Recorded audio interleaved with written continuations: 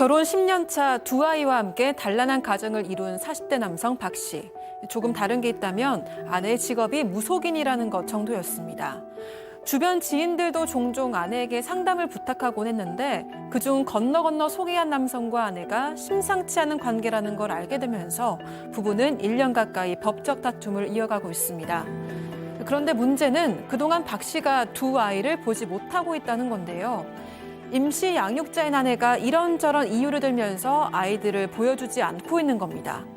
양육비는 꼬박꼬박 보내주면서도 아이들을 볼 수 없어서 답답하다는 박 씨. 소송이 끝나기만을 기다릴 수밖에 없는 걸까요? 자, 어떻게 된 일인지 좀 사연을 들어보죠. 네, 일단 평범한 4인 가족이었습니다. 소개팅으로 만난 5살 연하인 아내가 있었고요. 결혼 10년 차, 그리고 초등학교 2학년, 1학년 연년생 남매의 아빠이기도 했습니다. 이 40대 박 씨의 사연입니다. 그런데 조금 다른 게 있었다면 아내 직업이 무속인이라는 겁니다. 물론 이것 때문에 박 씨 부모님은 결혼을 많이 반대하시기도 했는데 이 박 씨는 무속인도 어쨌든 그냥 아내의 직업일 뿐이다 이렇게 생각을 했다고 하고요. 무엇보다 아내를 많이 사랑했기 때문에 주저함이 전혀 없었다고 했습니다. 다만 아내의 어떤 직업 특성상 야근이나 출장이 잦아서 육아에 있어서는 장인 장모님 도움을 많이 받았고요. 박 씨도 직장에 다니고 있지만 가능한 한 아이들을 좀 적극적으로 돌봐왔다고 합니다. 그래도 남편이 무속인 아내, 이거 참 어떻게 보면 쉽지 않을 텐데 그래도 정말 많이 이해를 했네요. 네, 그렇습니다. 그리고 결혼한 이후에도 기본적으로 새벽 시간대에 나가는 경우가 많았다고 합니다. 그것도 다 배려를 했고요. 무엇보다 이제 아내가 무속인이라는 게 알려지면서 주변에서 좀 뭐 고민 상담 같은 거를 이렇게 요청하는 경우도 있어서 그때도 다 소개를 시켜줬다라는 거예요. 건너서 뭐 다른 사람이 오면 그렇게도 또 연결을 시켜주기도 하고. 근데 어느 날 보니까 아내 차에 이렇게 사고 온 적이 있어서 이게 어떻게 된 건가 싶어서 블랙박스를 확인해 봤는데 그 블랙박스 안에 녹음된 내용이 뭔가 남편 입장에서 봤을 때는 좀 많이 의심스러운 상황이었다고 합니다. 게다가 그 의심스러운 대화의 상대방이 남편이 소개시켜준 지인이었다라는 거예요. 그래서 남편 입장에서는 배신감까지 느끼고 있는 상황이라고 합니다. 교수님, 그래서 그 다음은 어떻게 됐나요? 네, 너무 화가 난 거죠. 이 박 씨 남편이 너무 화가 났는데 기본적으로는 이제 아내를 깊이 신뢰하고 있었던 거예요. 그러니까 지인들도 소개를 시켜주죠. 남을 돕고 항상 뭐 좀 신을 모신다 이런 생각을 하면서 믿었는데 너무 이제 믿기지가 않았지만 따져 물었어요. 어떻게 된 일이냐라고 따졌더니 아내는 이제 외도 사실 완전히 극구 부인했고요. 도리어 자신을 믿어주지 않는다고 이제 도리어 화를 냈습니다. 근데 이 남편은 아이들도 있고 또 가정을 깨고 싶지는 않아서 아내한테 상대방 정리하고 집으로 돌아와라 뭐 이렇게 얘기했는데 아내는 이혼 결심이 이제 확고하다라고 얘기했다고 합니다.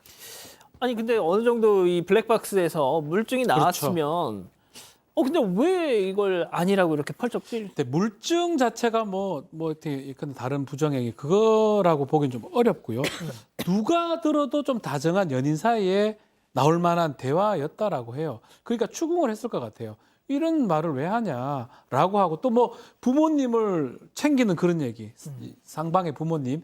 그래서 그 부분을 계속 추궁을 하니까 둘이가 너무 서로를 존중하고 좋아하니까 그런 의미에서 그런 대화가 오갔다라고 얘기를 하면서 오히려 그런 얘기를 해요.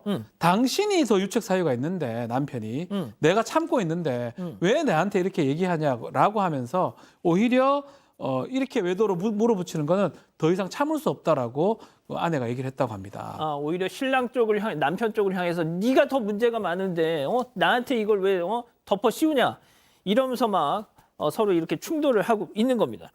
자, 그래서 일단 남편은 상간남을 상대로 손해배상 소송을 청구를 했고 아내와도 이혼 소송을 진행 중이다. 그런데 아직까지 결론은 안 났나 보죠? 네, 결론 안 나고 지금 1년 가까이 끌고 있는 상황입니다. 일단 박 씨는 상간남 상대로 해서 이 손해배상 소송 먼저 시작을 했고요. 그 이후에 이혼 소송을 진행을 했습니다. 그런데 이 아내는 박 씨가 그 상간남 소송한 직후부터 이 굉장한 어떤 적개심을 드러냅니다. 그러면서 나한테 앞으로 절대 직접적으로 연락하지 마라. 이 연락하면 스토킹으로 간주하겠다 이렇게 엄포를 놨고요. 결국 소송함과 동시에 이제 별거를 시작을 했습니다. 그리고 그 이후부터는 아내도 아이들 아이들도 볼 수가 없는 상황입니다. 이 아이들 휴대전화 번호도 다 바꿔버려서 이제 박 씨로서는 아이들에게 연락할 길이 전혀 없다고 합니다.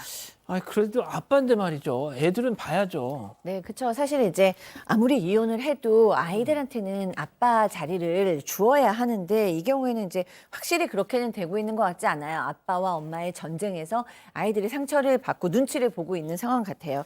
어쨌든 임시 양육자는 아내고요. 한 달에 2번 임시 면접 교섭권을 줬는데 첫 번째 면접 교섭 당시에 아이들을 데리고 온 게 아내가 아니고 아내 측 변호사가 아이들을 데려왔다라는 거예요. 어허. 이것도 뭐 상당히 좀 특이하죠. 보통 이제 엄마가 데려다줘서 아빠랑 노는 시간을 확보해 주는데 여기서는 이제 변호사가 데리고 나오니까 아이들이 낯선 사람하고 있으니까 더 이제 좀 긴장돼 있는 거예요. 그러면서 아빠, 너네 아빠랑 있고 싶어? 아빠 따라가고 싶어? 그러니까 아빠는 당연히 맛있는 것도 먹여주고 싶고 막 놀고 싶잖아요. 한껏 이제 기대도 하고 계획도 세워서 왔는데 아빠랑 만나고 싶고 같이 있고 싶지 않으면 같이 있고 싶지 않다고 말해라고 얘기하니까 애들이 고개를 절레절레 흔들었다는 거예요. 그래갖고 결국에는 아빠가 아이들하고 30분도 못 보고 그냥 헤어졌다고 합니다. 아이들 반응이 왜 그랬을까요? 글쎄요, 뭐 그냥 섣불리 짐작할 수 있는 건 아닌데 진짜 뭐 엄마랑 있다 보니까 낯설어서 그럴 수도 있고 다른 낯선 사람에 의해서 이끌려와서 그럴 수도 있고 또 그렇다고 해서 지금 남편분은 걱정하는 게 지금도 이런 상황이어서 지금 아이들 뭐 이 학교 갈 때 멀리서 볼 수밖에 없는 경우인데 혹시라도 정말 이혼 소송이 마무리되고 나면 아이들 아예 못 만나는 거 아니야 이런 걱정을 하고 계세요. 하지만 그렇지는 않습니다. 이게 임시 양육권이기도 하고 이 양육권이라고 하는 걸 면접교섭권은 양육권 못지않게 이 부모 한쪽 부모로서의 당연한 권리고 이런 부분이 잘 이행이 안 되면 이행 강제할 수 있도록 법원의 명령을 받을 수도 있고요. 또 그것을 사유로 해서 양육권이 바뀌는 경우까지도 있거든요. 그래서 그렇게 일방적으로 이렇게 불이행할 수는 없는 거고요.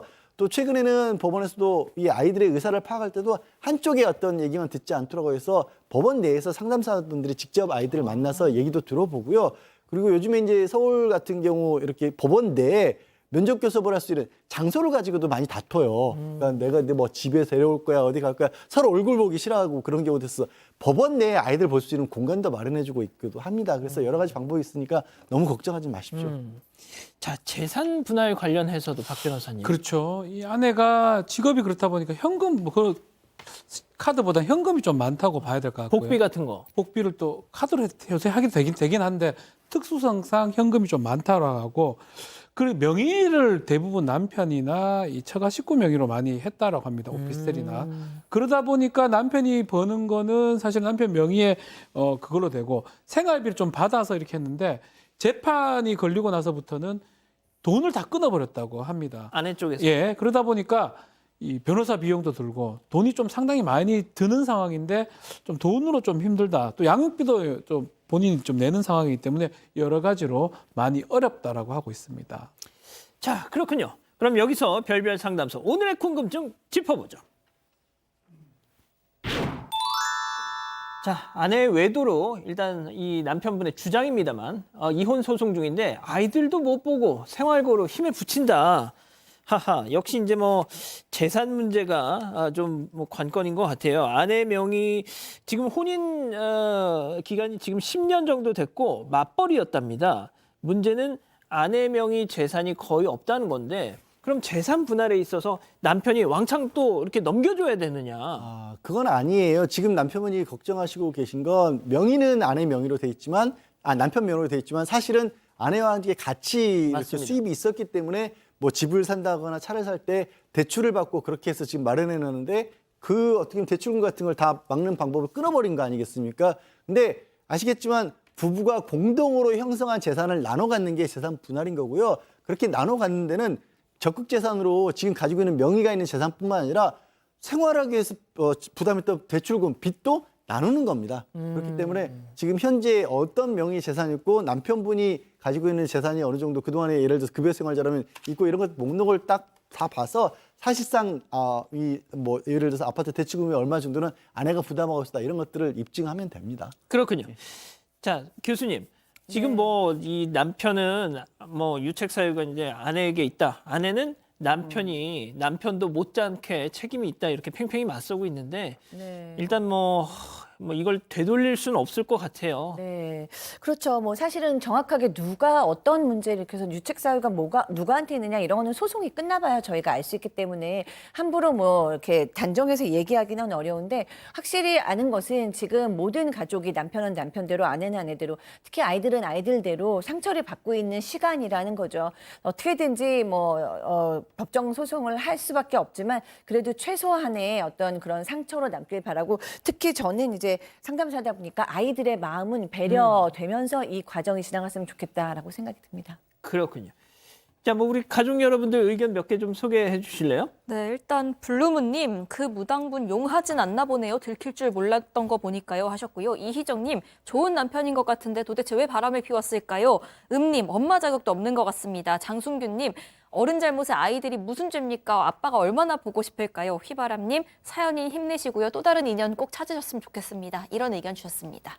그렇군요.